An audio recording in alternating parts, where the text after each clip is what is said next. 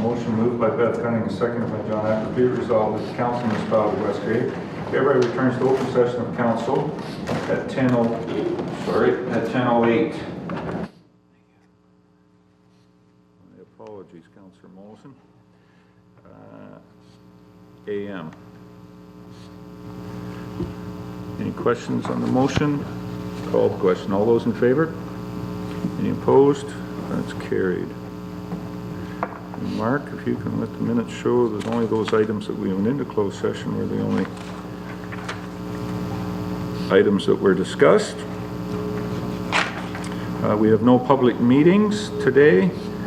The consent agenda. I have a motion moved by Bev Cutting and seconded by Carol Lawrence. Be it resolved that items A1 to C1 inclusive contained in Part 1 consent agenda be adopted, and further that authorization be given for the actions to be taken as may be necessary to give effect to the recommendations contained therein. Is there any questions on this motion? Comments on the consent? All those in favor? Any opposed? That is carried. Mark, I'll let you hand out those motions to take action from the things in consent. That would bring us down, I believe, to communications from Mayor and Council. Is there any councillors got any communications? Councillor Lawrence. Carol? I just want to report on a most successful craft show, the Newstead Rec Committee last Saturday, with an attendance of roughly 1,550 people. So it was 123 crafters or booths, so it was very successful. And I guess I can talk about the pork and kraut, since Mr. Mayor was away on a conference. I heard when I got there that the mayor wasn't there. But anyway, again, that was most successful. I don't know how many they had, but it was full. It was really busy and delicious as always. Excellent. Anybody else have any? Councillor Cutting. Bev? Well, just I'd like to say a special thank you to staff for the volunteer appreciation supper. Yes. It was absolutely wonderful. The decorations were beautiful, and everybody that I spoke to had a great time. Dinner was good, and they really appreciate the supper and the small gifts that they get for the appreciation. So a special thank you, I suppose, to Eunice, but the rest of the staff as well, whoever pitched in to help or gave her ideas or whatever. If I might, I think also Mrs. Mayor. Mrs. Mayor. Yes. Ah, Mrs. Mayor and Eunice. Yes, Eunice takes that on. Maybe we should get her in here and thank her. Well, we could do that too. Absolutely. Any other comments? Councillor Thompson. Rob? Yeah, a week ago last Friday night was the dinner in Elmwood for the homecoming fundraising. The medium was there, and very lovely dinner. It went quick to serve 250 people. They did raise $3,000 from the silent auction portion of it. I haven't heard the total figure towards their committee, but just to bring anyone forward on it, November 30th is the breakfast with Santa from 8:30 till noon at the community center. So there is tickets available at the door. I suppose I just got an email on the price of them. So anyways, I'll update you at the next council meeting, but if you plan on coming for breakfast, it's fundraiser for the homecoming. Okay. Councillor Cutting, did you have something to say? We have a staff member in attendance. We just council wants to thank you very, very much for all the work that you put into the volunteer appreciation supper. The decorations were beautiful, and everybody really appreciated the dinner and the small gifts, and we know that you put a lot of work in with Mrs. Mayor, but mainly you, and council really wants to thank you, because you know that is the culmination of a year's worth of work for those volunteers, and it really means a lot to them. So thank you very, very much.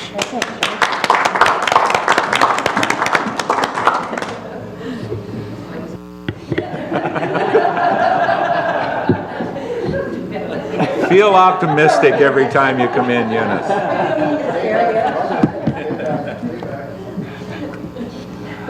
Okay, any other communications?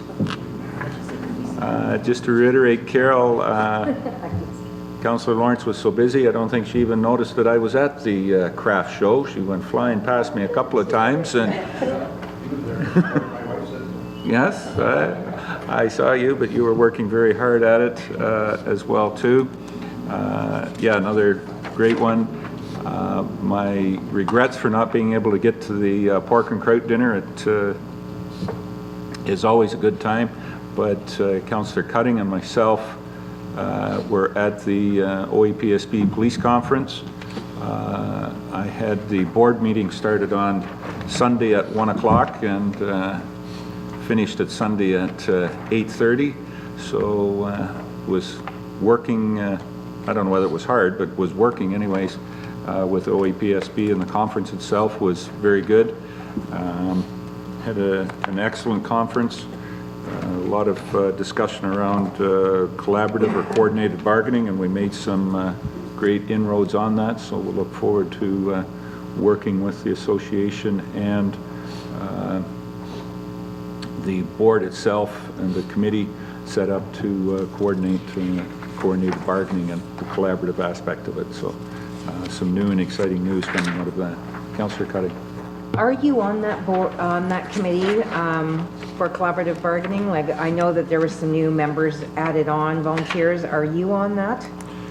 I'm not on the coordinated bargaining committee, but I'm on the advisory committee, which I'm not sure which step it is, but is still feeding a lot of information and still on the committee itself. I've worked for the last 18 months getting it to that position with the two co-chairs. Alok Mukherjee is the chair of the Toronto Police Services Board, and Dan Hefke, who is the, I'm not sure what Dan's, with the Ministry of Community Safety and Correctional Services, Deputy Minister, I believe is Mr. Hefke's title, and a number of other individuals around that. So still on that committee is still going. The Coordinated Bargaining Committee will be the 4 services and Toronto OPP and 2 other services that confirm shortly. And that will be that specific committee, but the advisory committee will still be feeding information, collecting information for that committee to make their decisions to go forward on the bargaining aspect. So yes, but not on the coordinating, but still on the committee. There's only so many hours in the day and hours in the week, but we're looking forward to it.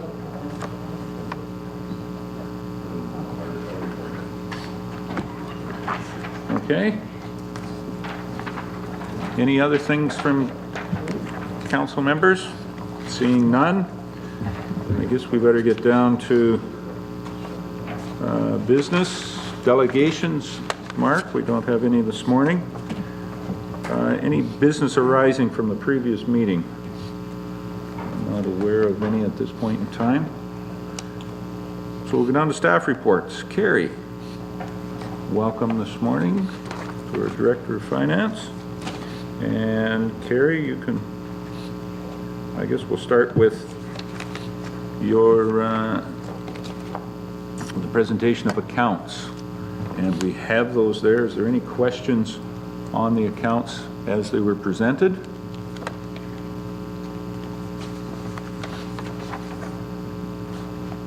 If I could, from the chair, Carrie, there was one, we have a lot of people that are very proud of flying the West Grey flag out there. I see that we ordered some.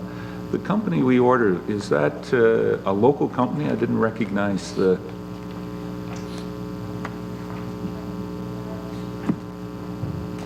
name of it, and I guess the only reason I'm questioning, I'll lead into it, is that there is a local company on the county line in Bentig that is into making flags and whatnot. It was in contact, so just wondered if we were... I know Steve was working with a company, but I'm not sure whether it was a local or if it was, Okay. I know he was working with someone, I can't think of the name of it That off might the top be, of my head. yeah. I know the I know the individuals that have Yeah. started it up to make that type of thing, street sign flags and Yeah. those types of things. But I don't know what they call themselves, so I'm not a very good advertiser for them. They Yeah. won't be certainly paying me much to promote them.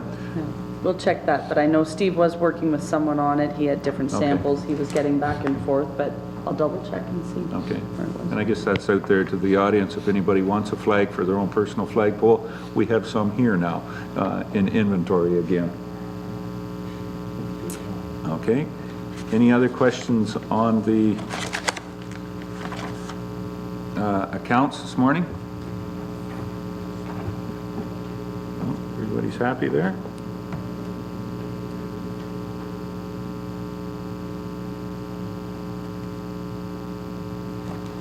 Okay.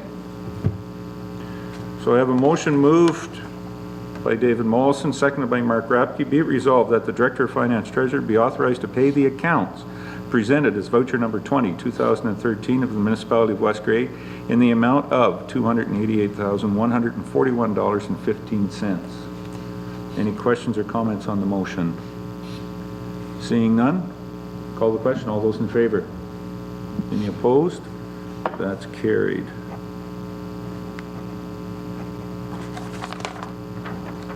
Okay.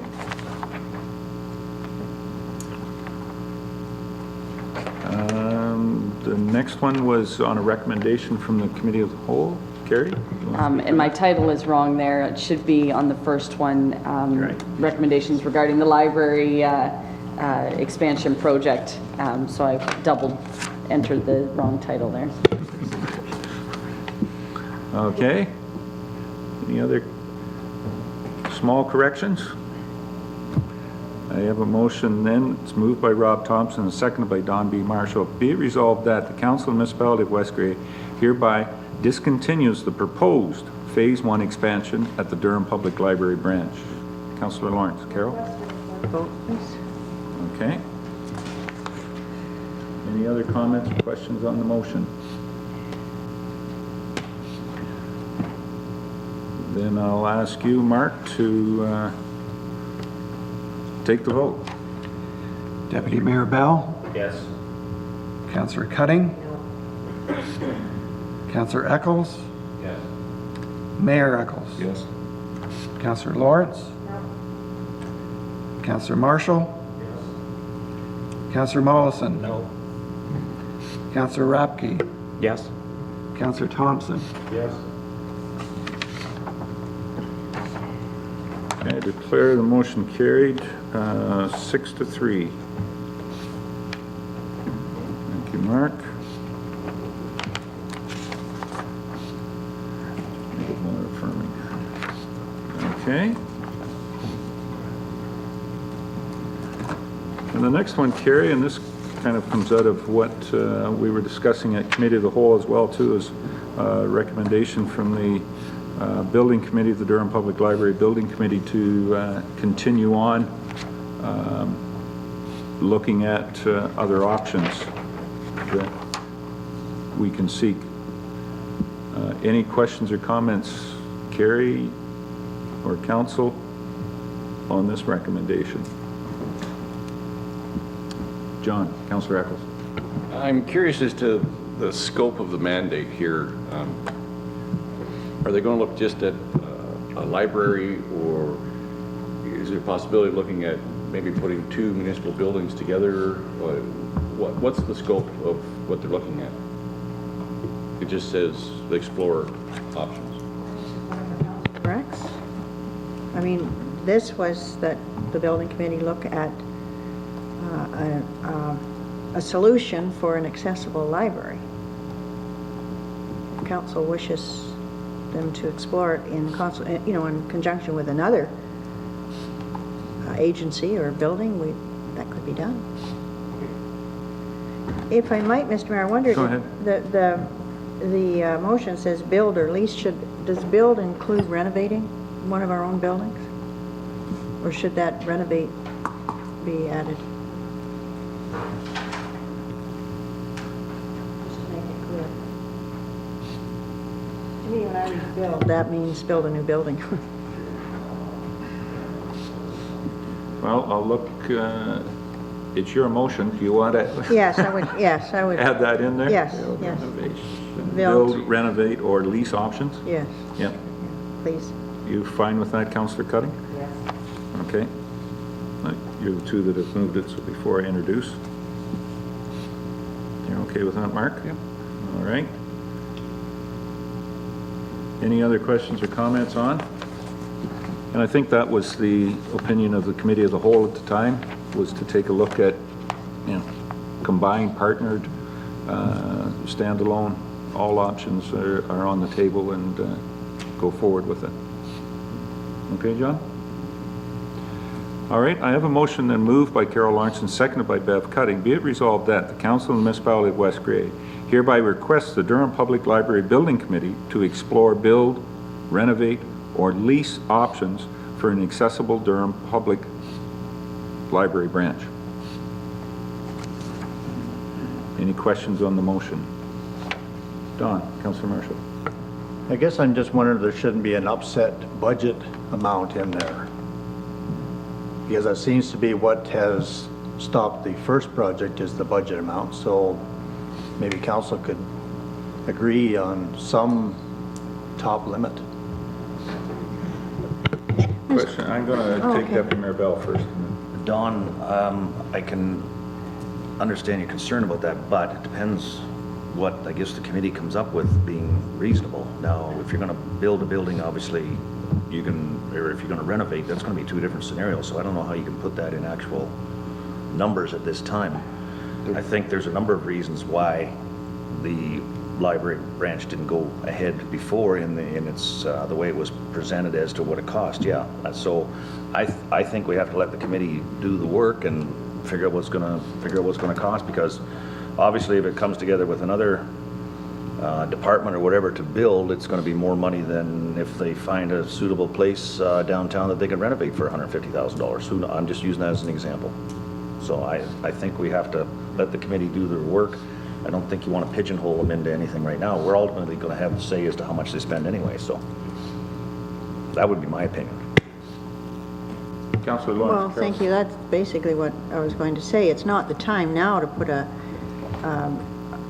figure on it. I mean, you have to look at the options, get some figures of what the different ones would cost, and then come back to council. And then council can make a decision, and yeah, we'll go with X project with a maximum of whatever. And as Deputy Mayor said, it depends on what the recommendation is, whether it's to build a new building, build a building in conjunction with something else, or lease. There's so many options, you can't really put a top figure on it at this point. But there certainly is a time when council can and will. Yeah. And I think I would offer that advice as well too, the coming with options, because some of them will be dependent on upper tier governments grant applications as well too. Maybe there's 100% grant out there. Maybe there's another benefactor like Carnegie that would come forward and say, we're going to build the whole thing for you in 2014, which may be a little pie in the sky, but you know, those factors are out there, and if we've already limited. So let them, I think the idea is to explore that, but certainly to be nothing ever go ahead without coming back here, Don, having that under play. Mark? I guess the question I had is, would they be coming back with options, Carol? And like that's because I mean there's still the option of the plans they already have. I mean that's one option. And so that's the idea. They're going to come back with options and say here's the one, and then we would. Yeah, okay, good. No, thanks. That's the understanding. Okay. Any other questions or comments on the motion? I'm going to call the question, and all those in favor? Any opposed? That's carried.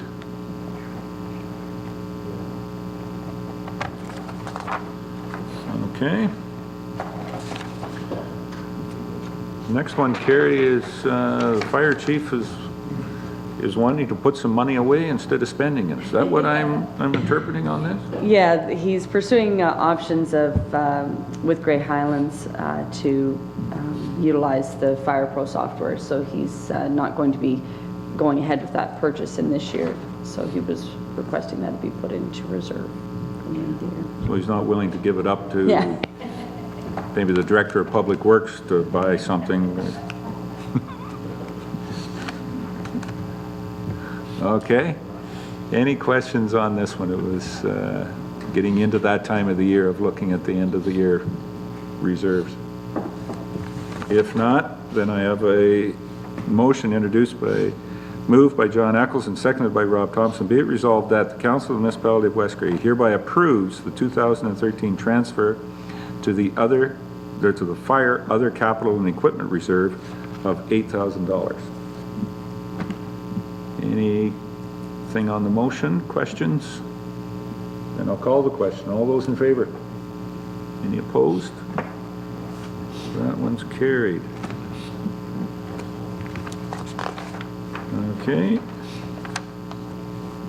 And the next one on your report, Carrie, and do you want to comment on this transfer? Yeah, the next one's kind of similar with, he had originally budgeted to complete the siding, but with the police station being sort of in limbo with what we were doing with that, it won't be going ahead for this year, but council does want to have it done in 2014 to finish that complex there.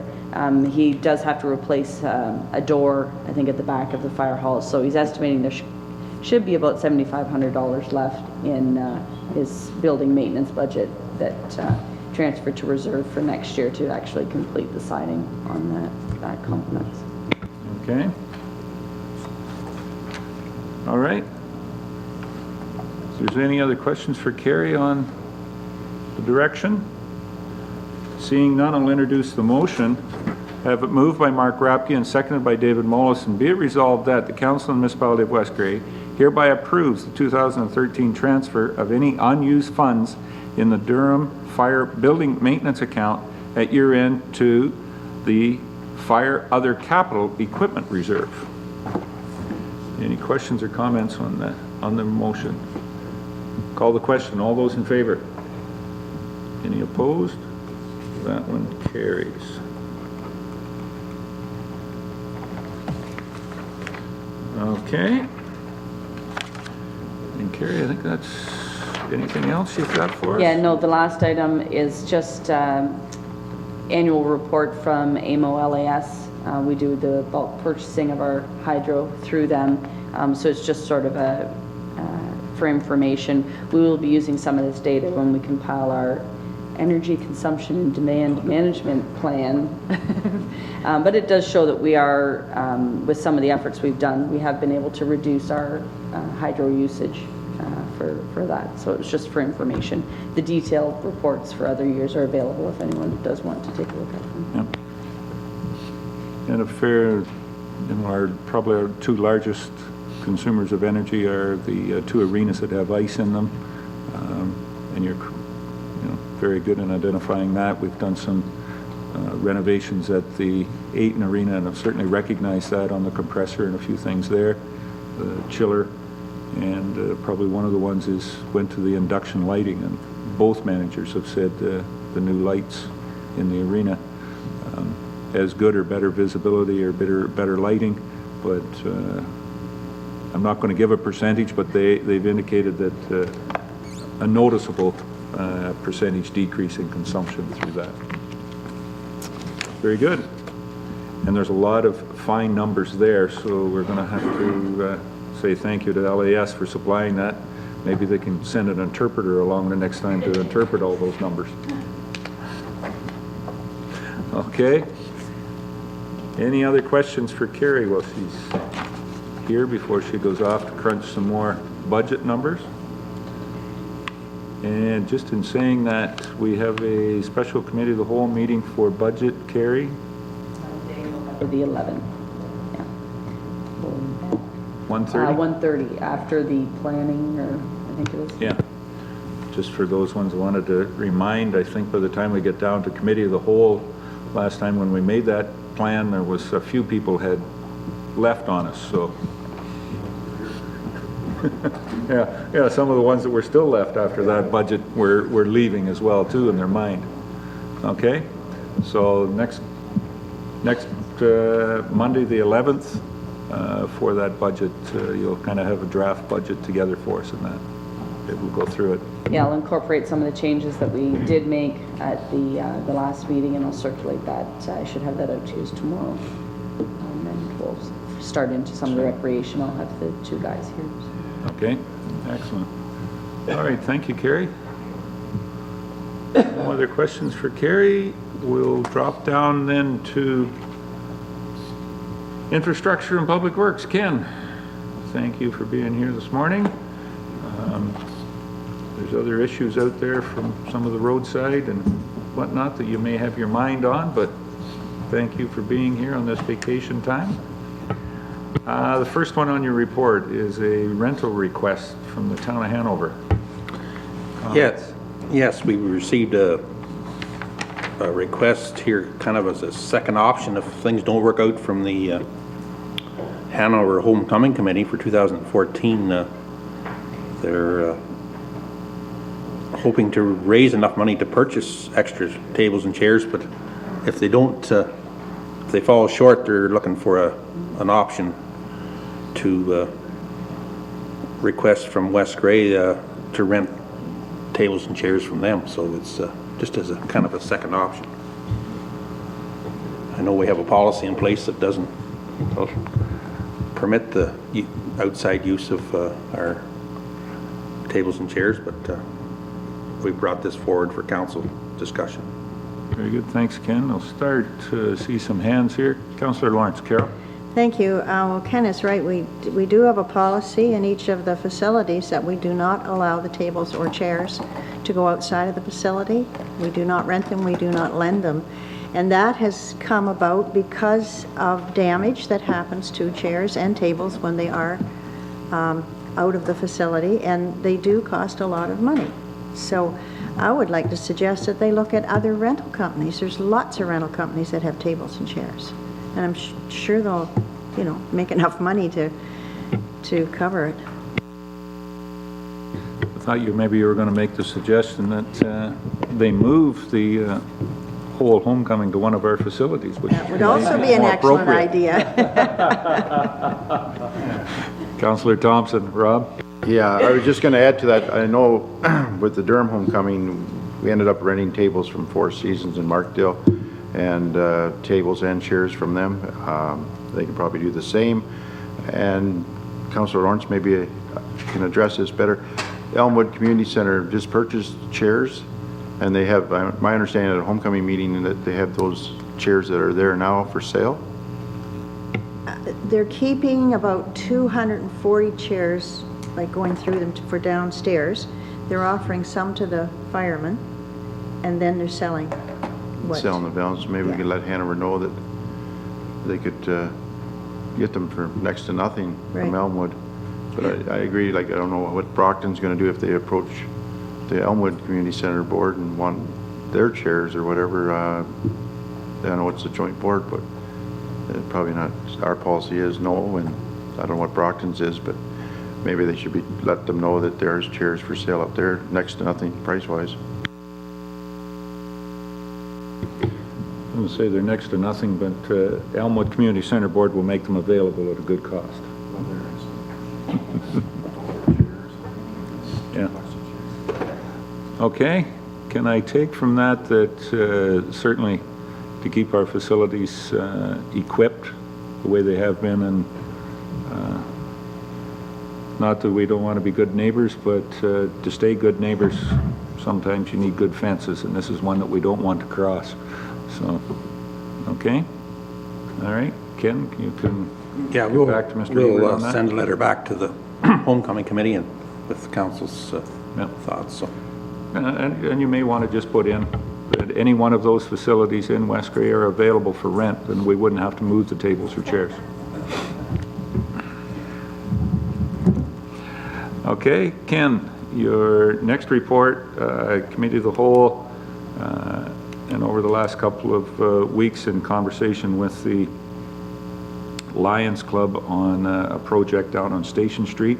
There was some drainage questions brought forward from a resident, and you have done some work and investigated and come up Got a number of numbers there. Do you want to give us just a review of that? Yes, we've actually got the costs from the supplier for the pipe and the catch basin, and I did contact a local contractor as to the cost estimate for the excavation and installation and compaction, whatever, to place the drainage system for the Station Street. This would run from approximately 500 feet from about the center of Station Street to the catch basin at the intersection of Sadler and Bruce, right in front of the old, used to be the oxyacetylene facility there. Then of course it drains into the river, but I think that would be the best option to go north. We already have an area there that causes some concern with surface water that where the pipe can't handle it. So I think the best option would be go to the catch basin at Bruce and Sadler, but that certainly comes with a cost. And the approximate cost there you've got is 12,000? Okay. Yes, that's correct. Yep. Is that's the total cost, or is? Yes, that's the total cost. Okay. Mark, Councillor Rapke. So I don't think you would have had this planned in 2013's budget, plus it's almost the end of 2013. Is that something then that you would put into 2014 incrementally then, Ken, or? If we can certainly put it in if council wishes to move forward to have this Station Street stormwater drainage placed in it, yeah, that's... Yes. So the pictures that I saw, it's a pretty big lake that forms there, so I think it would make sense that we do something there. It just looks like it's a problem that's been there a long time, and for $12,000, I think that has a pretty big impact for the people that are living there. It's a pretty big puddle, or a pond maybe, I guess, bordering on lake that occurs. So I'd be in favor of supporting that moving forward. Are there any other options, Ken, for drainage along there? French drain or something of that nature? Because being where it is, there's certainly a lack of building going to happen there.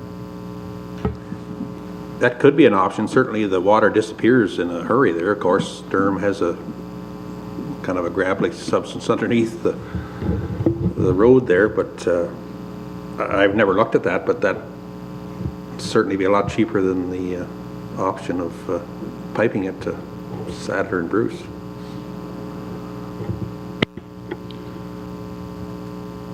Would that, before we get heavily into the budget issues, maybe something of that nature, taking a look at it that way as well too? Council conclude with that? It's not fully contingent on from the discussion we had here with the Lions Club that their building will certainly be out of the water, but an issue that just came forward from some of the residents down there, and nothing to do with their house or anything like that. It's just infringes on the property, the use of the property sometimes, and the drainage in their backyards. Okay? All right, so as Council Marshall, there's a question. Go ahead, Don. Just wondered if this was including the reconstruction of Sadler Street, because it's paved. It'll have to be dug up, repaved. Yes. Yes, that would include the rehab of the trench going across Sadler Street, yes. Yeah. Okay. Do I hear any opposition for Ken to not be including this in the proposed draft budget? Councillor Rapke suggested we put it in, whether it's at 12,000 or between now and Monday when we get to it. I don't know whether we'll even get to your part of the budget on Monday, Ken, but putting something in there, and maybe Ken can do a little more investigation on some other options as well too. that I'm taking Reed on council that would be less than $12,000, Ken. Okay? All right, thank you. Park Street. Apparently the mayor came up with what somebody thought was a good idea the last time, but after further investigation, it's a little early to say that he has come up with a good idea. Go ahead. Yes, we've had this discussion from the committee of the whole meeting, from a delegation that was at the previous council meeting. We have contacted some of the business owners down there as to what we could do for the truck traffic, and the new business owner at Swan Bath has agreed to notify the trucking companies to not exit onto Highway 6. And Can Do Homes, we've talked to them, and they've agreed not to exit there as well. So, and there is a very limited number of trucks that use that area, and they do not want a one-way street there that was proposed previously too. So, with the businesses working together, I'm just wondering if we can, maybe this problem will go away if we can get them to use the Albert Street in off Elm. So stay away from that intersection. All right. Any conversation? Deputy Mayor Bell. Carol and Mark. Thank you, Mr. Mayor. Yeah, I think looks like it's reasonable and could work for everybody. If everybody wants it to work, I don't see a problem with that. The question I have, Ken, how far off the curb towards those businesses does the municipality own? Would you know that? No, I don't offhand. That's highways. That's the highway there, so there'll be a MTO, so I'm not exactly sure. Because we do have a letter in our package, and I've spoken to the individual that owns Swan Bath, and he's concerned about the equipment next door to the south of him being out close to the road. So I guess I didn't know if we had any control over that, or if that's an MTO matter, then he'll have to contact them, or... I think after the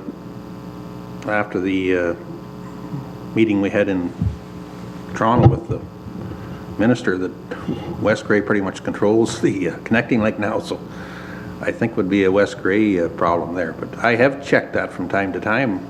Of course, the equipment moves back and forth there if you're at the area that's in question. And but any time I've pulled out of there and just to check, sightline is adequate, but I guess it depends on where they park the equipment from different times. Okay. Mark. Yeah, so I think we got on the topic, that was the presentation to council, and I think she had two issues. One was the truck traffic, and one was the lawn gets disturbed when you're plowing. And I think, if I remember correctly, the lawn, you guys were going to put some markers there, so we solved that problem. And it sounds like you've addressed the problem with the truck traffic as well without having to make any changes. So I think, as the deputy mayor was saying, I think that addresses the issues that were brought to council. So I don't think we have to do any more than what's recommended here. Carol, Councillor Lawrence. Well, I just wondered if we would be signing it, though, because you could have trucks come in there that maybe don't get tolled or whatever. I mean, this can fall through the cracks. Would we be signing it that trucks, I don't know what you'd put and whether it's legal, but trucks must exit to the north or something like that to Albert, via Albert? Is there some, so that they're not just maybe coming out the right way or not? Yeah, whichever, you know. And also, I wondered about the entrance permit. Did you look into that anymore? Yes, we've contacted the developer, and he is moving forward with an entrance permit, yes. And it looks favorable to have it there. Rob, Councillor Thompson. Yeah, just one, that Albert Street South out to Elm Street is controlled by a no heavy truck sign. Is that by law, and that sign going to be I know some trucking companies, some of the trucks do obey that. If they won't enter it, we have to take that sign down, get rid of that bylaw, I suppose. Has that been looked at at all, or? We may have to amend the bylaw to not allow heavy trucks westbound on Park Street instead of... Westbound on Park? Because the sign is located on Albert as you Yes. come onto Elm. I know that on Elizabeth Street, that sign was there for probably less than a year, and then it was taken down and removed. So I'm just wondering about taking that out of there altogether. That sign was put in there when those apartments were built at the time, so it's been a long time. I was just wondering if it's going to be an issue with some trucking companies and law enforcement probably. We can check the bylaw and see if it's in there. I think that's due diligence, is to find out what is in that parking and movement on Albert Street and Elm, and look forward to bring it back. But it seems right at the present moment we have the two businesses that are willing to cooperate with the municipality and the neighbors in the area. Okay? Any other questions on that? On the Park Street issue? We'll look forward to that coming back, Ken, and then we'll be able to make a full comment back to the delegation that was here at the last meeting. Sligo Road Winter Maintenance Project. Something that we've done for a number of years. You want to comment, Ken? Yes, the Township of Wellington North have again agreed to provide winter maintenance on Sligo Road. This is on the north end of Mount Forest. There's a portion of it is a town line between Wellington North and the former Township of Normanby.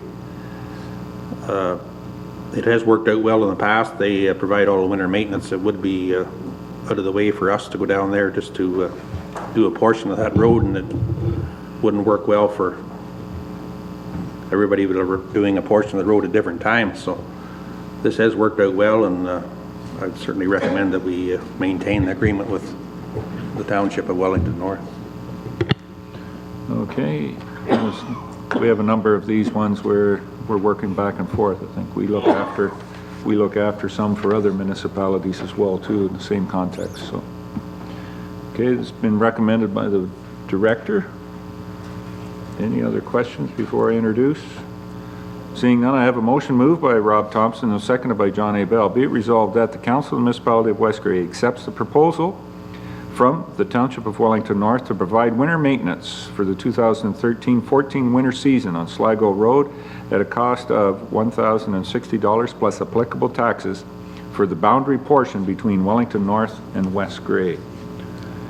Any questions or comments on the motion? Call the question. All in favor? Any opposed? That's carried.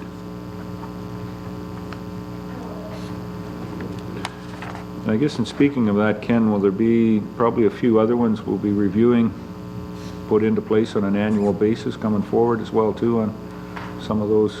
I think the county does one for us maybe on a town line, or were they on a biannual basis? Yes, we have Stonehill Road off Grey Road 23 that the county does. That's I believe that was done in the form of a bylaw previously, and then South Bruce helps us out at Newstead, coming into the village from the west end, and the 16th of Normanby, where the bridge in question is, they come right through to the County Road 10, and also at Carlsruhe, they do a small portion first, but so that'll be coming forward too. Yep, okay. Look forward to those.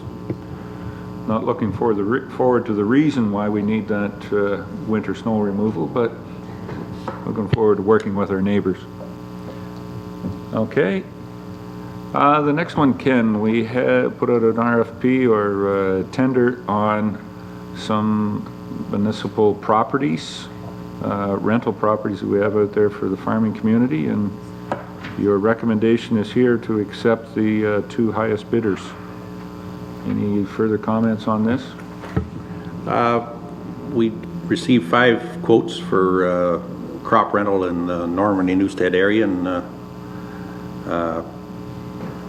this was brought forward to the last council meeting, but I guess we're going to investigate further some of the other land use, but I think from talking to Mark, we want to move forward now with the rental of the land for farm use. So yeah, we have Paul Gazella for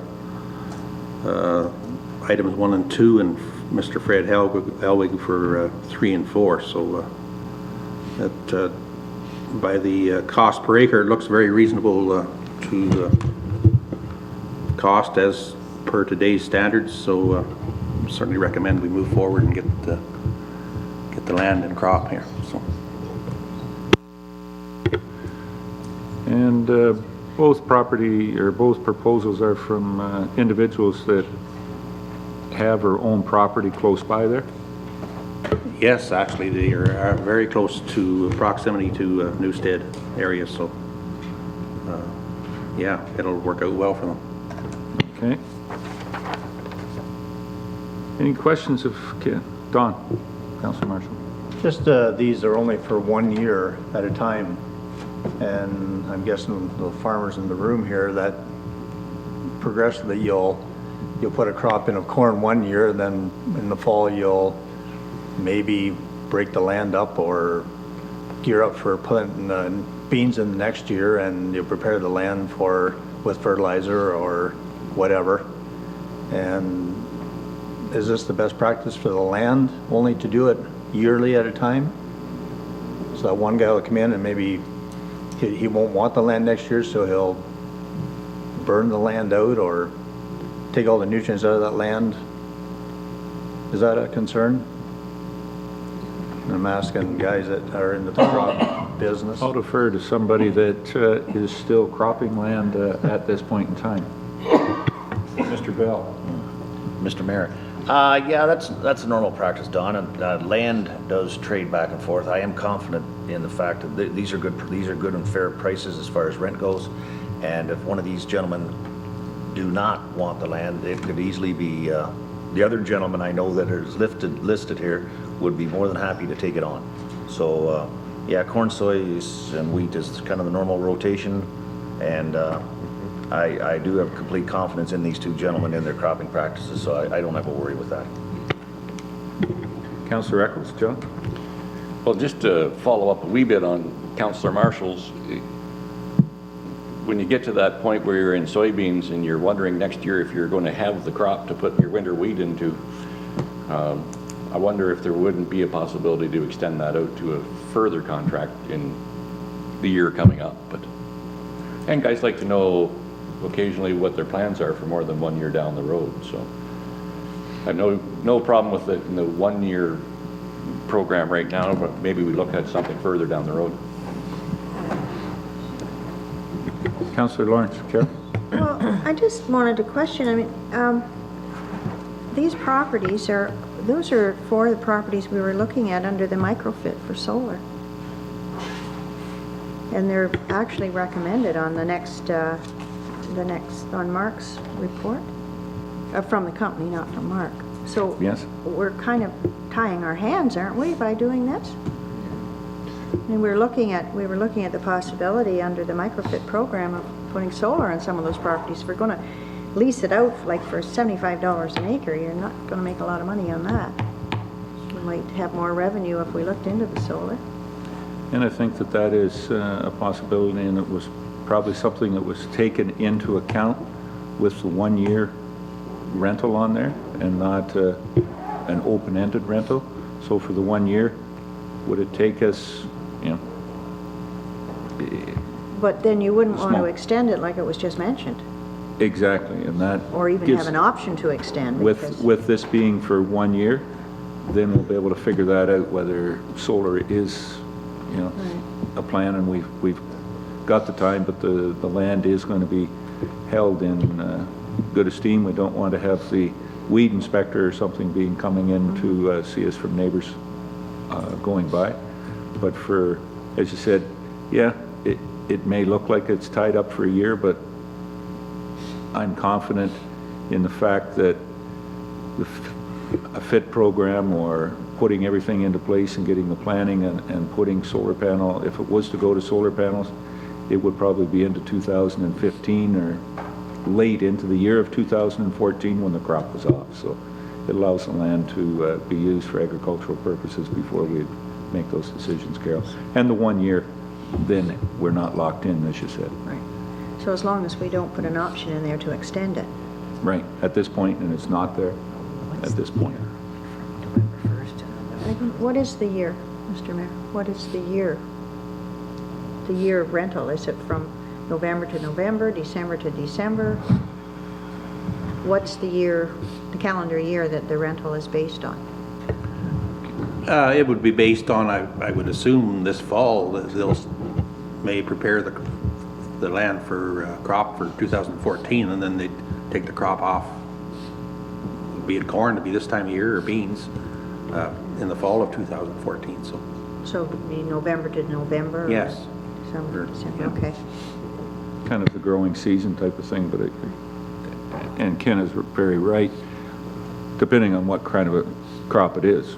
If it's barley, you know, put in the spring and be combined in August, and maybe you could work something out with the property owner then, that, you know, we want to change things, and if, but yeah, it's normally, as Ken said, November to November. Okay. All right. Any other questions or comments? Seeing none, I do have a motion moved by Mark Rapke and seconded by David Mollison. Be it resolved that the Council of the Municipality of West Grey hereby accepts the following bids for municipal cropland rentals. Paul Cazella for cropland number 1, being 35 acres south and west of the Normanby landfill site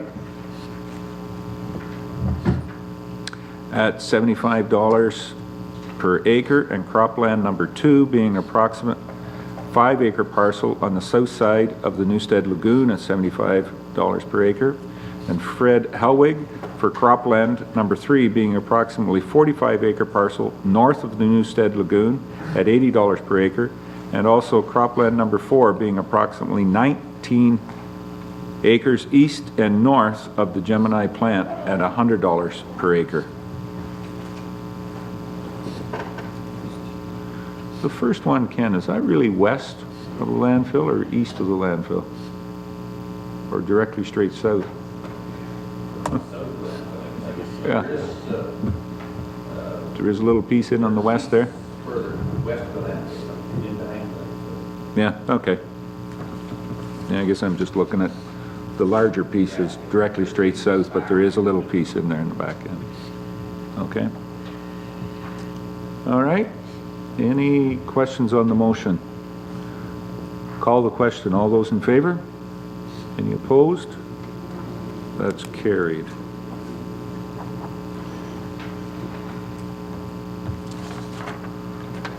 Okay. Anything else, Ken? No, that's all I have for now. Any other questions of Ken at this point in time? I guess one that does come up, council, we were looking at with doing some of this drainage work on Station Street. I guess we need a little bit more direction on where we're going with the approvals or the acceptance of the delegation that came here the other day on the band shell or performance shell. Where are we at with that? We ready to let them go ahead and start building in 2014? And we're doing drainage work, and Now, I know that the drainage work isn't contingent on the building, but have we give any more thought to that? I think staff would be starting to look for, if a building permit is, applications put in next week, what do we do with it? Bev? I suppose my only concern with it is not the band shell or the gazebo or whatever they want to put in there. It's the parks that will surround it and the amount of maintenance. And I would like to see some provision put in that the parks plan is brought to the Parks Committee. You know, if you get a landscaper to go in there without complete direction as to what should be placed in that park, we could end up with very high maintenance of that area if they put in all kinds of flowers and perennials, and then there's deadheading and watering and, you know, a multitude of things to be done, fertilizing, et cetera, whereas it's shrubs and greenery, then the maintenance level goes way down. And I think that's very important. I'm not sure that that group has the ability to look at a landscape plan and say whether it's high maintenance or low maintenance. I think it should come before the Parks Committee before any kind of maintenance or any kind of park or greenery or plantings are done around that gazebo. And I think that would be very, very wise. I guess the point being, do we give agreement? What I'm looking for and wondering is, do we give agreement in principle for them to start into getting, they've got a kind of a concept design, but going ahead full bore, and that there be points where they need to come and bring things for agreement to council. Mark, Councillor Rapke. Yeah, so I think they should be able to go ahead with the structure, but on Bev's point, then the landscaping should be, I don't know if the word's approved by the Parks Committee, but the Parks Committee to be consulted so that we understand, like the groundwork, but the structure, which is I think the big question they have, should go ahead.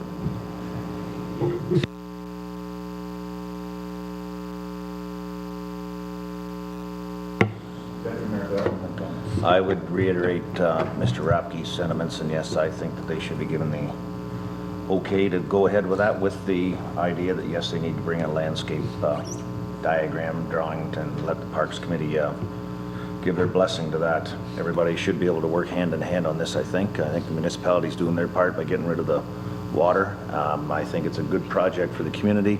I think it'll be well used. Don? Well, I'm not in agreement to giving them the go-ahead until they can show us or prove to us that they're going to be the ones that maintain this project.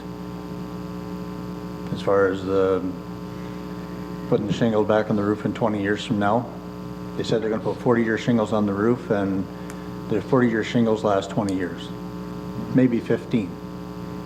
So Westway will be picking up the tab, and if they want to create a Lions Pavilion or Lions Park, Lions Band Shelter, then let them pick up the overall maintenance.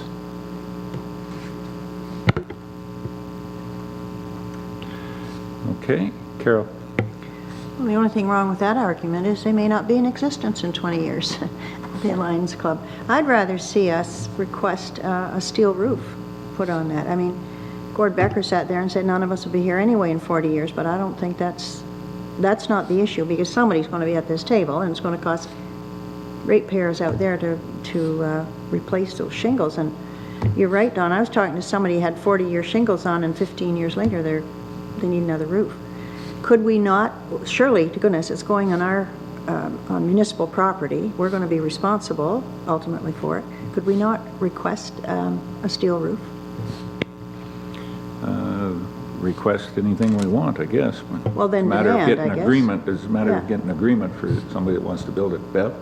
Well, it is true that a powder-coated steel roof is quite a bit more costly, but it is not true that just a regular steel roof is that much more. You know, when I get my contractors to build whatever structure it is that people are requesting, garages or storage sheds or whatever, we always put steel roofs on, and it is not that much more expensive. It's when you get into the finer profiles and the the powder coating that the prices go up. So they could very easily put a steel roof on for very little extra money on that structure. It's just basically a gentle slope structure. It's not any big deal. Okay. And I, on a personal basis, agree with you on that as well, too. You get steel in any color you want. It doesn't have to be the shiny silver that was on barn roofs 50 years ago. Mark, you're looking to say something. Step up. Yeah, so I understand what everyone's saying. I actually just got my shingles replaced at home. But the idea, I guess, is that the Lions is providing something to the community from funds from homecoming. And I think the concern is the long-term maintenance. So I don't know if we should get too prescriptive on the building materials that they're using, but would there be an option of when if we're worried that the Lions won't be here and when the roof needs to be done, should we just ask for a certain amount of whatever the roof costs to put on if they prefer to put shingles, so we have the replacement money in 20 years or something? It's, for a structure that size, it's probably pretty small, the amount of money, but just throwing that out as an option rather than kind of prescribing how they build the structure, I guess.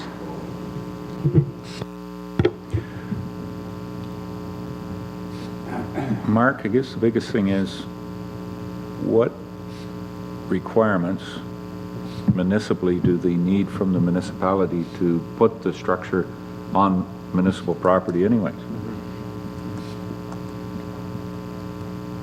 There would be something needed to be passed through council to have that erected on municipal property, if I'm not mistaken on the Municipal Act. You need the building permit. Yeah.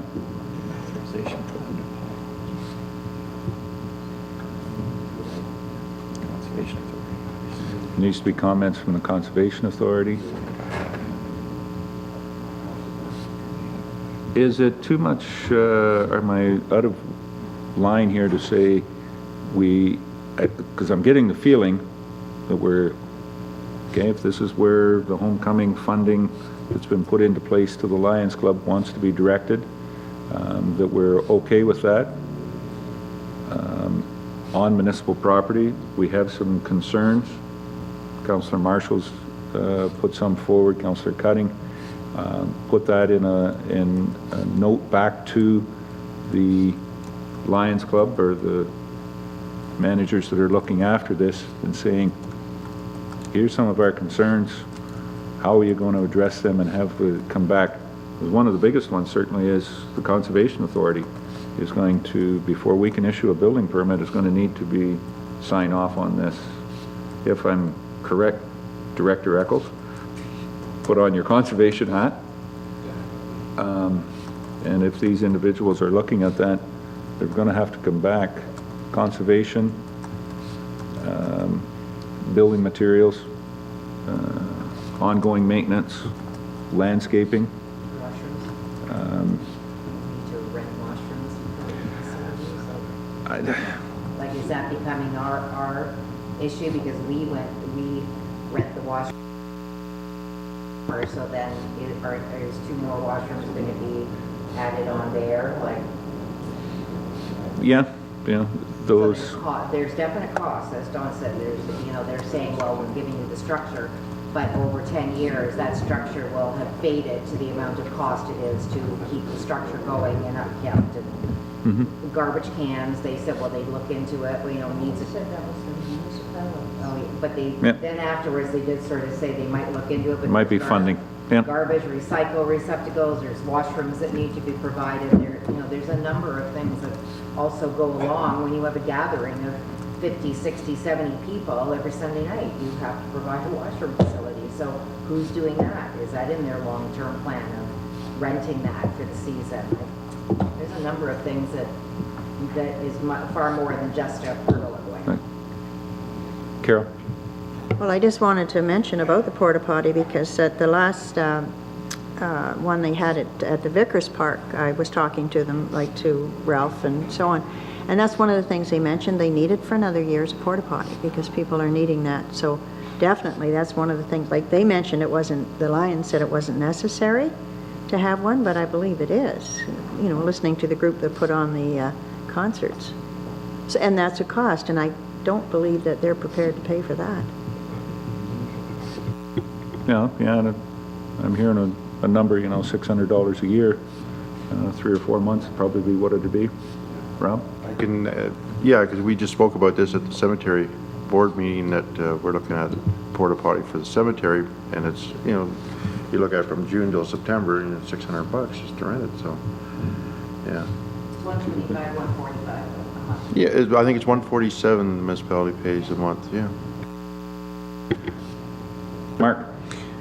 I think we have a lot of good questions there, I know, and a lot of experience between the people that are speaking on what it does cost for washrooms and maintenance and other things. Is there any way, like Bev, do you have can you do like a thumbnail thing, and then we know, like I'm hearing 600, I think there'd be more grass cutting, there'd be parks maintenance, and just, at least then we know how much money we'd be talking about on a yearly basis, I guess. Or can someone put that together? I don't know who that would be. Rob, go ahead. When I met with the Lions Club committee that they had over a year ago, and that was to discuss the money, the 40,000 where it was to go and so on for them, I did suggest to them that they take a portion of that 40,000 and leave it aside for maintenance in the future, because it's not really the municipalities shouldn't be strapped with that type of thing. So they haven't done that, and I wonder if we should not suggest that in our request, that they take a certain portion of that money, put aside, and look after future maintenance and washrooms and so on. And I mean, don't spend all that money. I don't know what this building's going to cost them, but they've never really come out and said what the total figure is on it. But save a portion of that 40,000 to do further upgrades. I think we can give an estimate, but that's all that it is. They're working on, well, yeah, I built a garage in the backyard last year and it was this much, or somebody built, and I know that the Parks Committee have just gone through building the pergola. Yeah, there was a fair bit of volunteer, but probably wasn't to that extent building the pergola, so. I think there's a lot of issues, so can we get Mark Carroll? Well, I thought the way we left it was they were to get in touch with Conservation and get back to us.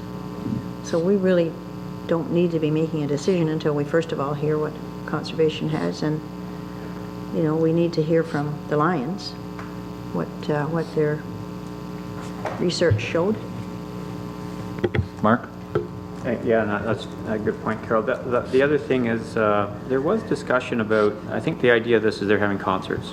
And I think this summer there were concerts by, I think it was a different group, and they passed around a hat and there was some money attached to that. So what I'm wondering is if there is money raised, then that money should just, can we look at having that allocated to the yearly maintenance, right? Because that would, I think there's probably going to be $1,000 at least, and hopefully if they have enough concerts and people are kicking in money, it might offset or come close, but maybe that's the way that we address the big thing here is we're concerned with having a big maintenance cost. If there's a way to offset that, I think that would be helpful. Carol? Another group, because it wasn't the Lions that put on the concert. It's another group of volunteers, so there's got to be some agreement between those parties that the money goes towards maintenance, and I'm not sure, you know, may not be. Well, like this year they bought picnic tables to go around the town. So, you know, we can't dictate to them, or the Lions can't, that half of that money has to go to maintenance. So I don't know, there's a whole lot of questions here, like we need a rental. Yeah. Now you're starting to get into a rental contract. I was just thinking that, you know. I know. And it's not kind of the idea. Don? I guess that's why I suggested that we give the Lions a 50-year lease on that property, or 20-year lease, or whatever it is, and it's off our hands. If they want to lease their pergola to the Sunday night band group, then that's their prerogative. They maintain it, they cut the grass, they fix the damage, It's all on their plate. John? Councillor Eccles? Then they control parking along the side of the street and parking for hockey games and parking for fall fair? No, we can shorten up there, whatever we want to lease, we can, we don't have to rent in the, lease in the street. We're just leasing where the van shelter goes, that property on the west side of the road.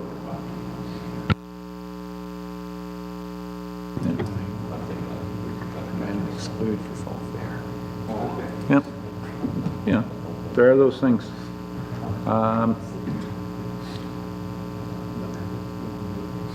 Let's still think going back, there's a number of issues to get addressed here before we even think about. I'm still getting the feeling that, okay, fine, if that's where this is a good place to put it, it's a good thing, but there's a number of questions here that have to be addressed before we go forward with having a building permit issued. I'm going to stick my neck out and ask Mark just to put a letter together to the Lions Club. Yeah, we're agreeable with it, but bring these answers back to council. The first one being your permit or a letter of agreement from the Conservation Authority, and the numbers that I've spoke of previous, from landscaping to roofing to maintenance to, and maybe the one that Don has, entering into an agreement to take it on yourself, take it on as a 20-year, 40-year, 50-year, 99-year lease. I don't think we can go beyond 99, so we'll go with that. Carol.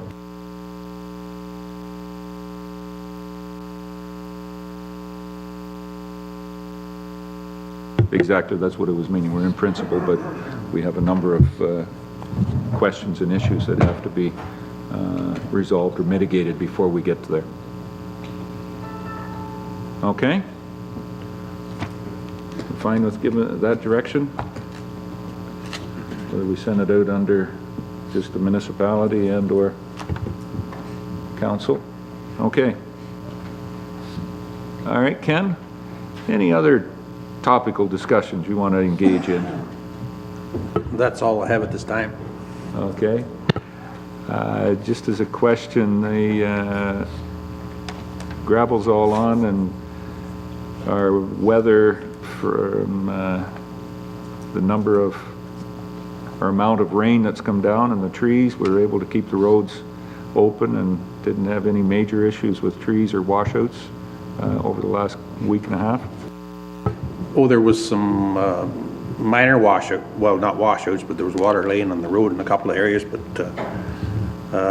there was a limited amount of trees, I guess, with the leaves mostly off. It makes quite a difference when the wind starts to blow if the leaves are off the hardwoods, so that helped a lot. But there was some come down, but nothing major. As far as the gravel roads, they'll certainly all need graded again, but we'll get at that when weather permits.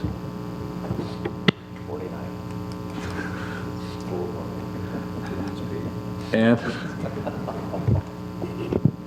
I'm not even going there. do you want to speak into the mic, or are you just going to carry a conversation on with yourself? Just throwing that out there. Okay, enough. Just warn you to be careful. Some of the mics are turned on of what you're going to say. Okay, and I think we've had a few staff off this week on vacation, so next week hopefully the weather will be good to be able to get some of that grading done. I have heard a few people out there, residents, that have brought it to my attention that there's a few spots that need a little attention. Just brought it to attention. No huge complaint. I think we both met that same person last night. Okay? All right, thanks, Ken.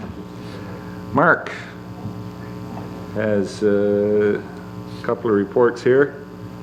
And Mark, the first one, Ontario Society of Prevention of Cruelty to Animals got a lovely increase in their funding.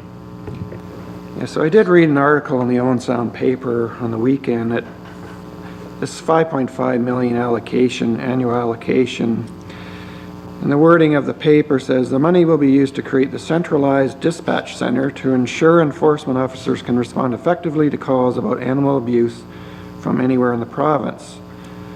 So yeah, that might help to facilitate phone calls when there are potential abuse cases, so people have a central phone number. It's not going to help in, for instance, the Grey Bruce situation is the reason why they folded is they didn't have sufficient funding donations. So this money apparently isn't going to go to the OSBCA branches to help pay for their officers. So they may be getting a lot of calls, but I'm not sure how well the officers will be able to respond if there's insufficient funds available for them to be paid, for instance. And this certainly isn't going to help any Grey Bruce municipalities that aren't having that service and of course now are incurring those costs from their own police forces. So I do have a motion that council might want to entertain that basically petitions the province to provide some funding to municipalities to offset the costs that we're incurring and will incur. Bev? I'll sign that motion. Okay. Councillor Cutting is willing to move it. Any other questions while Bev is, we're getting the motion coming forward? I think, Mark, you've hit it dead on. The province is continuing funding to look at this program. It should be directed to the groups or firms that are supplying the duty. John? Councillor Eccles? No, sorry, Betty. Go ahead, John. So the province is going to spend $5.5 million building a great big wonderful building and putting all kinds of equipment in it to do a job that there's no one out there to do the work. In this area.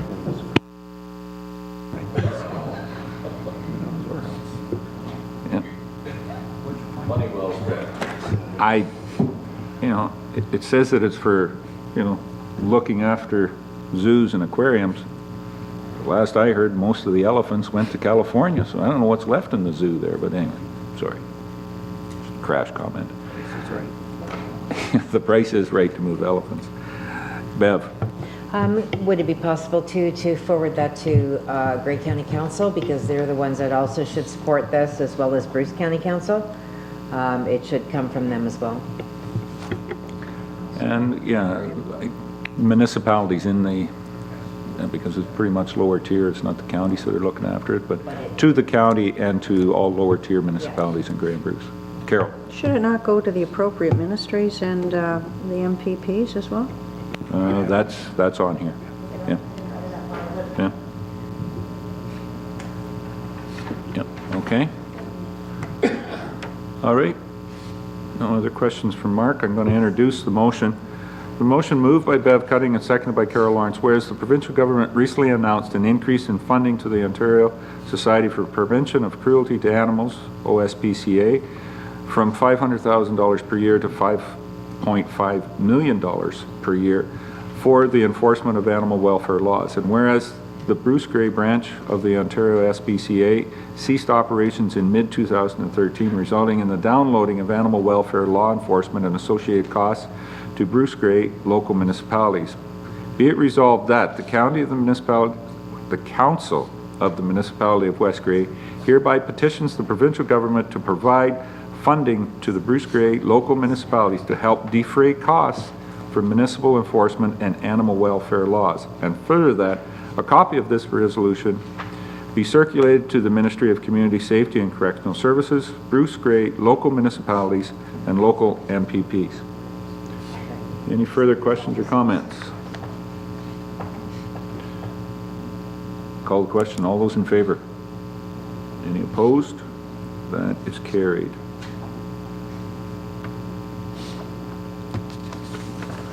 Okay, thank you, Mark.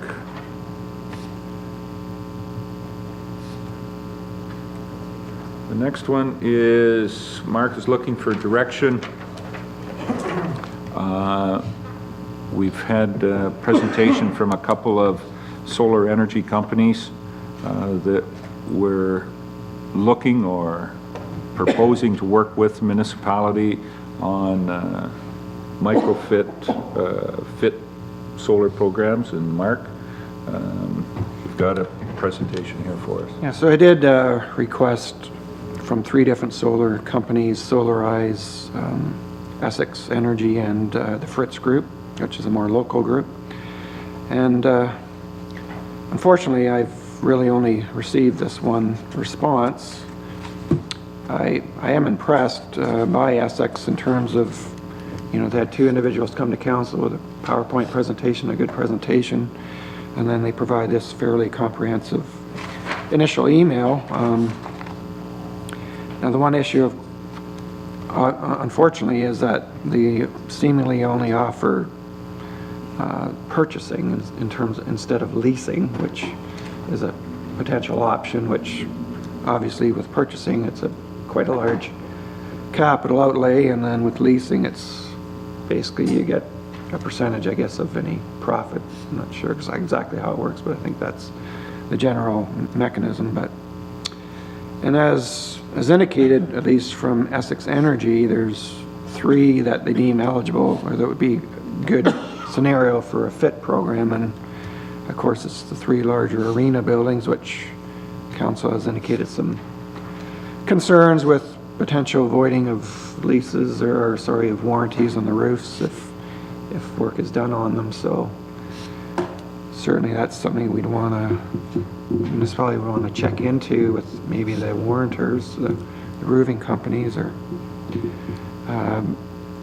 again, at the request of Essex, I didn't provide their estimated cost because for competitive reasons, but I think you may be aware of them. And it's not insubstantial an amount for the FIT programs that they're proposing, you know, $500,000 plus basically. So it's certainly, if you're looking to purchase, pay, will impact the bottom line and impact borrowing and whatnot. So in terms of the microfit, it's certainly lesser amounts, and it's not tied into, you know, the round 3 FIT program, which is another whole issue with the narrow time frame for getting that application in. But the microfit, it's sort of open-ended and you can apply whenever, so it does leave some more latitude for maybe if there's other issues we want to look into, or try to obtain some other options such as leasing from other firms. But so I don't know if there's any questions there. I'm certainly not an expert on it, but I think it's a good email, good information they provided. Mark, Councillor Ramke? Yeah, that question mark, and I don't know if I missed it. So I saw the cost, but I mean, like you said, there's a large capital outlay, but for me, the question is, what's the potential revenue?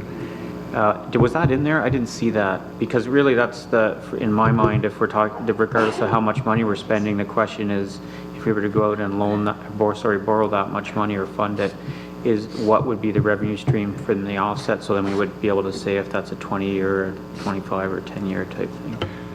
No, they haven't provided that, and maybe I suppose they could based on certain scenarios. Obviously, scenarios change. I don't know if I guess it's based on, maybe there's a constant rate right now that's guaranteed for a certain time period, and I suppose that's something that we could be further investigated.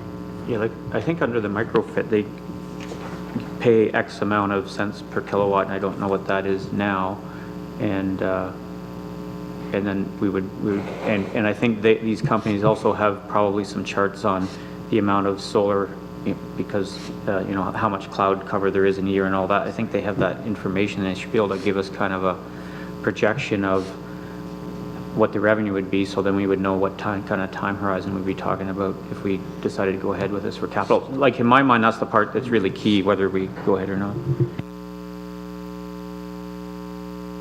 If you're getting into a business, you better know the return on your investment. Don? Well, I think we did get a bit of a pricing on the last article I read, of $5,400 a year. But it seems that all the private ones out there are the paybacks in about 5 or 6 years. So if they're $100,000 systems and they were getting $10,000 a year, they were $50,000 systems getting $10,000 a year, they were paying them back in 5, 6 years. And that seems to be what everybody I talk to is getting in their payback, so. So what I'm looking at here, is I don't want us to spend $500,000 or $500,000. It's $50,000 to $60,000 potentially on one 10 kilowatt system. Kilowatt system, yes. And just get our feet wet. We can take $50,000 in the budget, put in one system, have it paid back in 5 or 6 years, reap the benefits for the next 16 years, 14 years, and go from there. If the payback is good this year on one system, then maybe budget another $40,000, $50,000 next year for another 10 kilowatt system. Mark? So in the email, they do note that they're certainly willing to come and attend another meeting and discuss, further their email or, some potential projects they may have in terms of the recommended microfit properties. They may have certain ones they feel would be better than others, perhaps, or more viable. But so that's an opportunity. If council wants to entertain that. Yeah, so I'd definitely like them to come back, and I mean, if the numbers, the Councillor Marshall's giving numbers that he's hearing from people with it. These guys should be able to give us some pretty defined time horizons, and that, if that's what we're hearing, then that makes sense. And I don't even know if we have to put 50,000 in, because it depends on the funding. It may be almost budget neutral, right, if it's funding itself. But I agree with the idea then that maybe rather than rushing into the FIT program, because that was a really tight time horizon, the microfit might be a better option for us. Let's try one out, or at least get some more feedback on the financing of it. Try that out, and if it works, it looks like we have quite a list of potential candidates, and if they are all things that are providing a positive cash flow, then that's something we can look at expanding on. Want to ask Mark to set up whether we can have it at committee of the whole, coming up at the end of the month type of thing.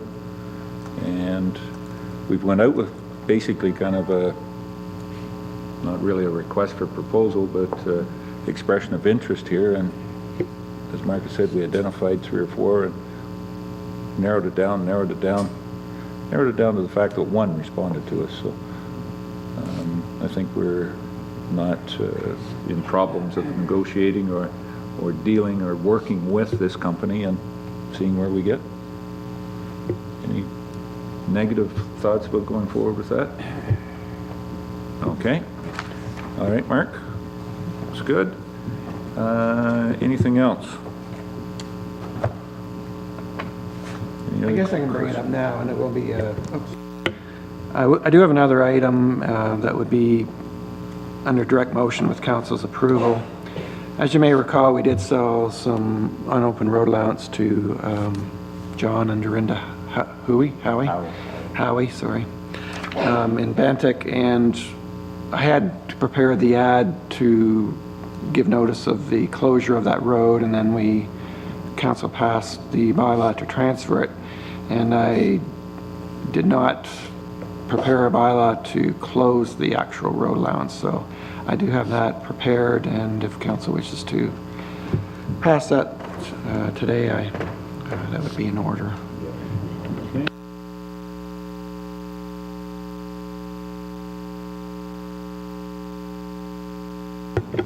No? Okay. We'll probably be looking at that. Anything else, Mark? I did receive word from a consultant and verify that on the source water protection website that Municipality of West Grey has been provided with $100,000 in funding towards the costs associated with source water management, source protection plans. As council may recall, the initial estimate of costs over a 3-year period to implement the 273 source protection plans estimated for West Grey to be completed was around $270,000. So we still have 170,000 to go to make it revenue neutral, but being that West Grey is so blessed to be nestled in nature, we do have a lot of source protection plans to do, and therefore we've received, I think, the maximum funding you can get, which is 100,000. So, not sure how that's going to roll through yet, but it is on the website as of November 1st. And that's something eventually we'll have to deal with in terms of who our risk management official, risk management inspector will be to get these management plans, risk management plans done. Mark? Councillor Rapke? Do we have, is that starting next year, do we have to put something in the budget for funding that? Just out of curiosity, does it start next year in 2014? I don't believe the policy has been approved yet by the province. I think it was anticipated to be in August of this year.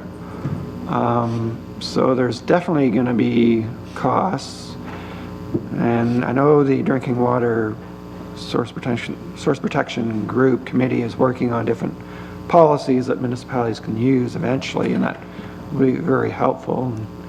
Instead of reinventing the wheel, if it can all be a uniform policy. But there definitely be costs, and yes, that probably should be accounted for somehow.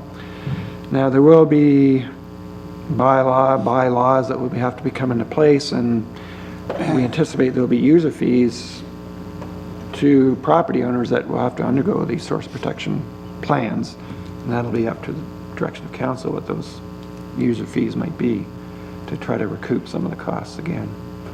Again, it's pretty well a downloading ultimately to local municipalities and then quite often to the taxpayer. John? Councillor? Source water protection, the government hasn't even started to look at them yet, Mark, at the official plans. They've only been submitted.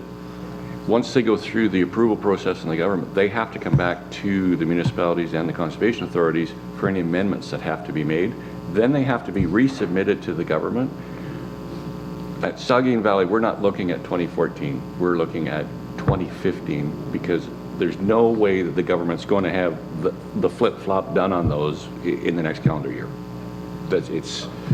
It was a good idea, but they're not going to get it done in 2014. That was my question, so 2015 Our best estimate is, yes, that there's no way that this is going to happen. But the implementation was supposed to be January, I think, 2014, right? So whether the province says, defers, putting the hammer on. Right, so hopefully they will defer, and we will have another year, because, yeah, it's going to be quite staff intensive, and we are fortunate that we do have 3 individuals in the municipality that are qualified, either risk management officials or inspectors. Now, whether they have the resources time-wise to do that work, I'm not sure of all 3, but there are, areas we can look at in terms of sharing with other municipalities, and hopefully those synergies can be utilized and we can get some efficiencies that way too. Mark? So, I'm wondering, would you be able to discuss something with Kerry? So, I know I agree with what the Councillor Eccles is saying, but if their mandate was the 14th, maybe we should just even discuss having a placeholder, because it's not, and for budgeting purposes, there's a potential. If at the end of the year we haven't spent it, that's better than having to find the money at the end of the year that wasn't in the budget, I guess. I do believe that's a good idea, and see how to put it into the budget, whether it goes back into reserve. I'm not so certain we've got the check yet from the province either, so don't be saying we have the 100,000. John? And I think the $270,000 mark is over 3 years, so yeah. The $100,000, I believe, though, is for 3 years. Not 100,000 a year, but in doing that, it's a one-time fund. And is the 200,000 how accurate? Have spoken to a couple of individuals, and they seem to that are working on the source water committee seem to think that, you know, that 270,000 or, you know, for West Gray, or the 250,000 for South Bruce, or the 42,000 for another municipality was maybe terribly overestimated in their mind, that a lot of these ones, I said, that's strange, because a lot of provincially downloaded, they seem to underestimate and get us caught in, and then it's 540,000. So I'm not so certain that they're accurate numbers, but I'd like to hope that they were under, but realistically, they're probably over. John, you're shaking your head down there. Don, Councillor Marshall. Well, I hate to bring this up, but the Source Water Protection Act is brought into place to protect municipal wells and municipal users of the municipal wells. This cost should be downloaded onto them and not onto the general tax body. So the water system should pick up the tab. So it should be examined that whether water rates increase because of this or not.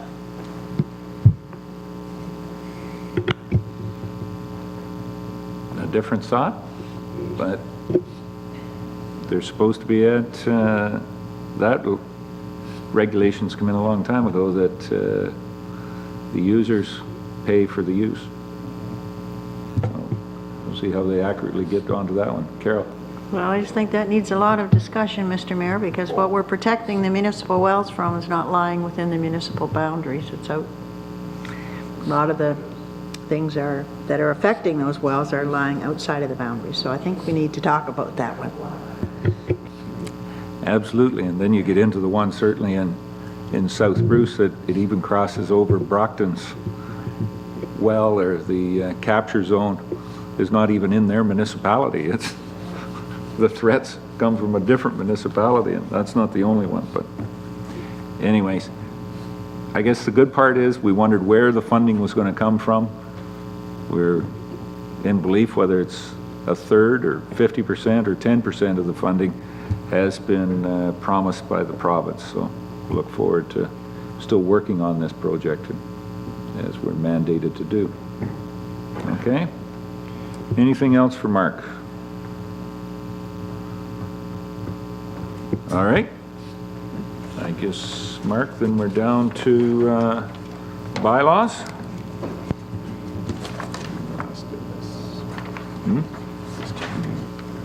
Talking to yourself. Okay.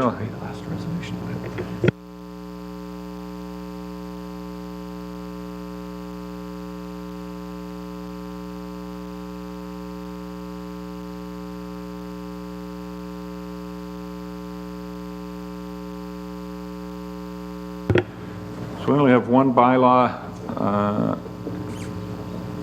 on today. Then there might be another one coming through from an addendum or notice of motion. But the bylaw, the first bylaw that we have on is bylaw number 81, dealing with compliance audit committee for 2014 municipal election purposes. I have the motion moved by Rob Thompson, seconded by John A. Bell. Be it resolved that bylaw number 81, 2013, being a bylaw to appoint a joint compliance audit committee for 2014 municipal election purposes, be now read a third time, passed and numbered, and that the said bylaw be signed by the mayor and the CEO, sealed with the seal of the corporation, and be engrossed in the bylaw book. Well, I kind of wondered that. I didn't see it, that it Provisional drainage bylaw, which I used. Cut and paste sometime catches you. Councillor Thompson and Deputy Mayor Bell, this should be being read for the first and second and third time, not just the third time. You okay with making that slight amendment to the motion? Yes. All right.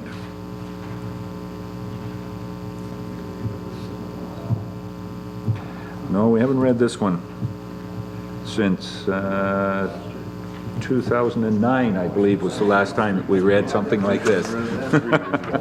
Yeah, you wouldn't have been around when we read it the last time, Rob. Okay. Do we have any questions or comments on the motion? This is to set us up if, of course, if there's any audit on our municipal election and have a person on that joint board. And Mr. Colwell has agreed to still stay there. There were none required for any participant as last time. Yep.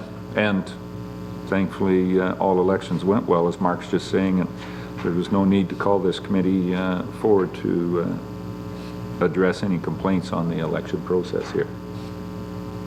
So a credit to not only this Mark's excellent work, but the work of a few other clerks out there. Really, election candidate expenses that would be audited if it's Yeah, the candidate expenses. candidates should be added on that. Well, they've got to have some advice on how to fill those out. Okay. Call the question. All those in favor? Any opposed? That's carried.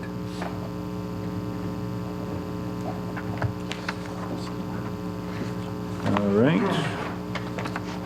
Does that bring us down to new business? Don't know whether this is new business or a follow-up, but I think it was new business. We had some concern of trying to understand the direction from the Ministry of Environment dealing with green energy applications, and a couple of councillors asked if I could find or identify a time or the ability to meet with Ministry of Environment staff to give us a better interpretation of when an application is in, what all is involved or what isn't involved with it. And this last week I've been able to get a hold of the ministry individual to do that, and the ministry has staff, and I've asked for the minister as well too to be in whether he could be in attendance, so they were checking his schedule, but they were looking for from West Grey a couple of dates, and we could meet face-to-face in be in Toronto, probably at MOE offices, to meet with them. I suggest to council, all council members I guess could go, but it makes it a little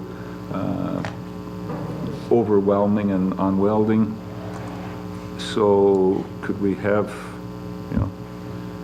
three and maximum maybe of 4 council members to go down and meet with staff and Ministry of Environment staff to kind of get an overview and a state of where council is in the interpretation of some questions that we have with the Green Energy Act. Councillor Lawrence. Well, I'd like to suggest the same group that has been dealing with this all along and meeting with the proponent on this as well. I believe it was yourself and Deputy Bell and Bev Cutting, was it not? Was there someone else? Was Mark part of that? Mark, that was on the committee, right? Yeah. And Mark. So, and whatever staff you take, but it would Yep. make sense to keep the same people involved. Very good. Any other questions or comments on it? I think it's been very good for the individual senior member to offer that up for us. If we're okay with that. The only problem is Deputy Mayor Bell, as of Friday, is going to be on, I believe it is vacation is what it's called, is it not? If you like to call that, yeah. Yeah, and it's a little bit further away than Toronto. He's going on vacation. We couldn't pull him back. He's doing some family time internationally. And, I think time is kind of the essence, whether we could get it done in the next, they were looking, is there any dates in the next week to week and a half? As I said, John's going to be gone about a week and a half, leave it. Until the 18th. Yeah, until the 18th, so. Whatever the wish of council is. Is there, Councillor Cutting, you're nodding?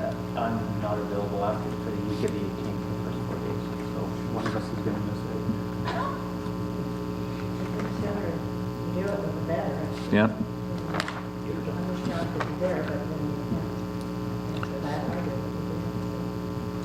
So we're kind of looking at the week, next week, Monday, Tuesday, I'm off, probably not available. Wednesday might be a little difficult, but you can look after that. Thursday, Friday, supposed to be in London at the municipal conference. I'm in London on Friday as well, so that's... Yeah. Thursday morning I could go and then go to London from then. So does Thursday morning work for you, Bev? I will make whatever needs to work. Yeah. Mr. Rapke, does that work for you? That's good. Perfect. Would it be fine with the three of us working together on that? Okay, I'll get back to the MOE and deal with that then. Everybody's got that marked in their calendar where we're going to be going?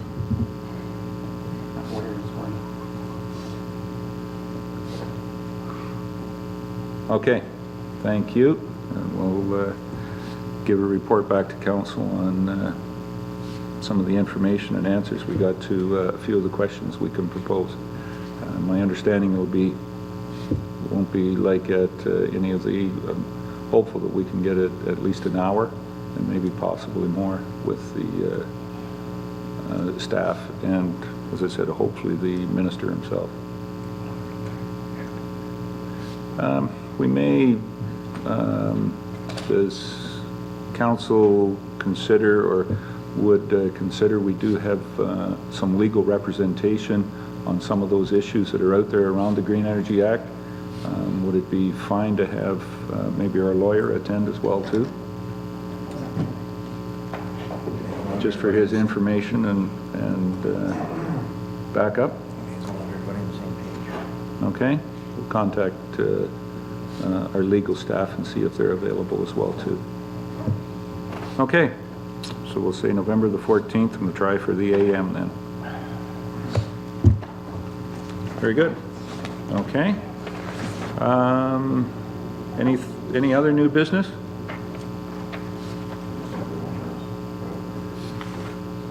Oh, yes.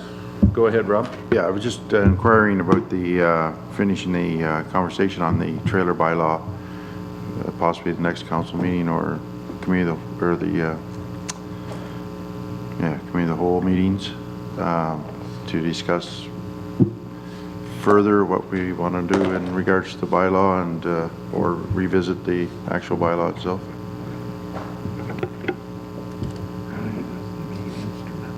Yeah. We can do a review on it, and maybe from the delegation we had would put it on to committee of the whole to review it. The staff person that really led it is off for, and I'm not sure just how long, is off, but he was the architect of that. But maybe by committee of the whole, some of those issues would be resolved and he could be back to be able to supply information. So it's not like I want to saying I'm putting it off, but for those contexts, committee of the whole would be good to review and get a comments of where we're at and to be able to address some of the issues that the delegation had brought forward, legitimately or otherwise. Okay, thanks, Rob. I'll let that one slip off. Mark, if that's it, we'll go down to addendums or notice.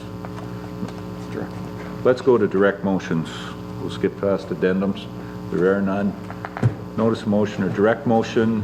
Mark, you want to introduce one as a bylaw concerning the closure of a road to officially make that possible for the highway discussion that we've had.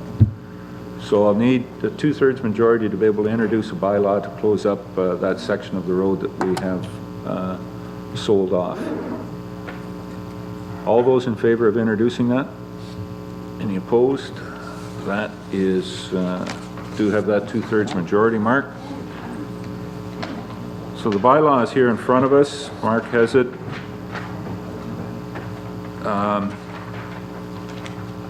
It was a small section of the road, just as a update or a little history, small section of a road that was basically a deviation.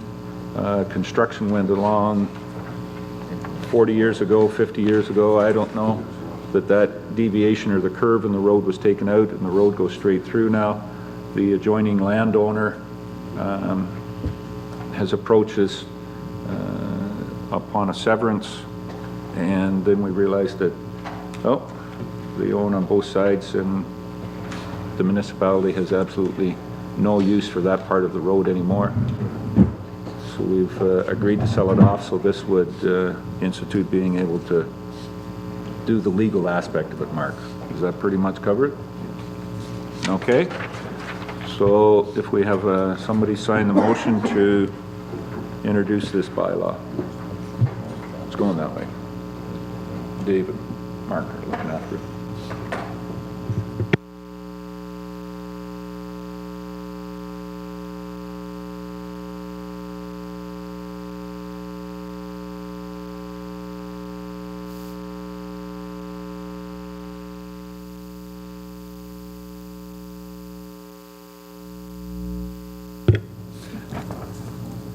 Okay, I have a motion moved by David Mollison and seconded by Mark Rapke. Be it resolved that bylaw number 82, 2013, being a bylaw to close the unopened road allowance described as Part Lot 6, Concession 13, Plan 16R 10279, Part 2, former Township of Bentic, now the Municipality of West Grey, be now read a first, second, and third time, passed and numbered, and that the said bylaw be signed by the mayor and the CEO, sealed with the seal of the corporation, and be engrossed in the bylaw book. Is there any questions or comments on this motion or bylaw? All those in favor? Any opposed? That's carried.